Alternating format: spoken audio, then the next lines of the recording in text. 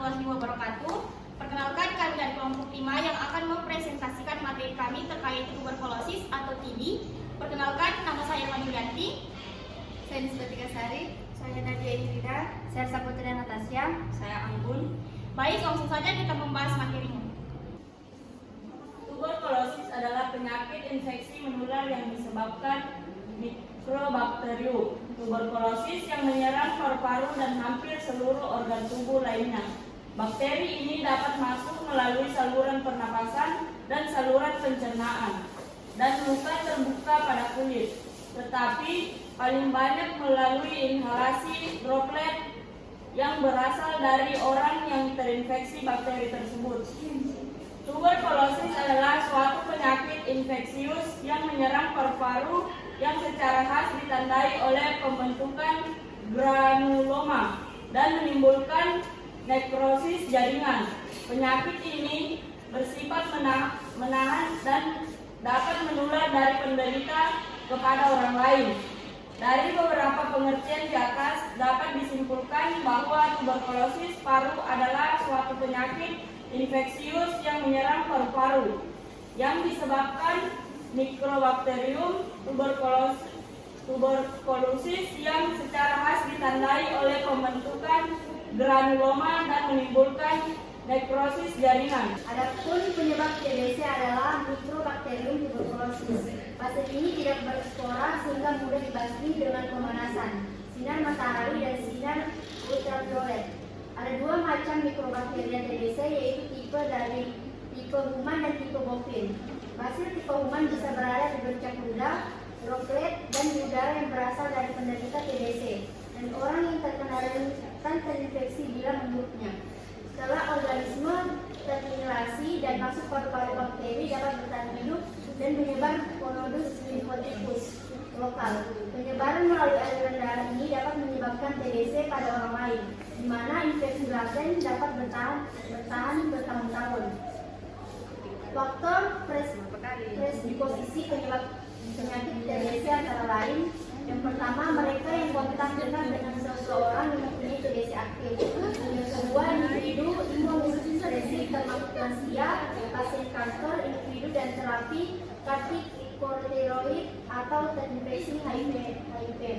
Yang poin ketiga, penggunaan obat-obat HIV dan alkohol. Dan poin keempat, individu tanpa perawatan yang adekuat. Dan poin kelima, individu dengan gangguan medis terkait DM, GGK, penyimpanan gizi, bypass, gastrectomy. Inilah gambar dari pathway TBC atau tuberkulosis. Bisa dilihat di sini.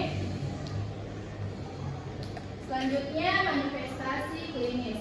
Keluhan yang dirasakan pasien TBC dapat bermacam-macam atau malah banyak ditemukan TBC paru tanpa keluhan sama sekali dalam pemeriksaan. Keluhan yang banyak yaitu yang pertama, demam 40-41 Celcius, serta ada batuk-batuk berdahak. Yang kedua, sesak napas dan nyeri dada.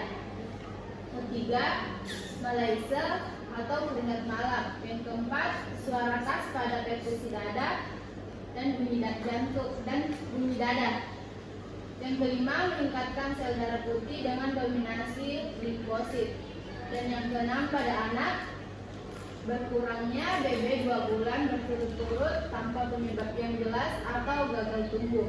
Demam tanpa sebab, terutama jika berkelanjutan sampai 2 minggu.